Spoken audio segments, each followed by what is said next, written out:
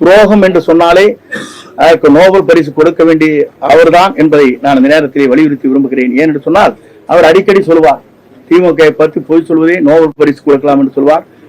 எல்லோரையும் துரோகம் செய்கின்ற நோபல் பரிசு யாருக்கு கொடுக்க வேண்டும் சொன்னால் மாண்பு எடப்பாடி அவர்களுக்கு தான், எடப்பாடி பழனிசாமிக்கு தான் கொடுக்க முடியுமே தவிர யாருக்கும் கொடுக்க இயலாது. தமிழ்நாட்டை பொறுத்தவரை என்பதை நான் இந்த நேரத்தில் வலியுறுத்தி என் உரையை நிறைவு செய்கிறேன்.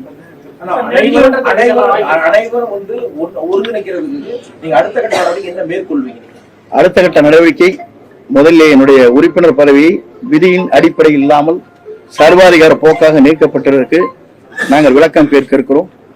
இவர் இப்போது இருப்பது தற்காலிக பொதுச் செயலாளர் தான், நிரந்தர பொதுச் செயலாளர் என்று இதுவரையிலும் தேர்தல் ஆணையம் அந்த ஆணையை பிறப்பிக்கவில்லை. அது தேர்தல் ஆணையத்திலே 6 பேர் நிலுவிலே இருக்கிறது.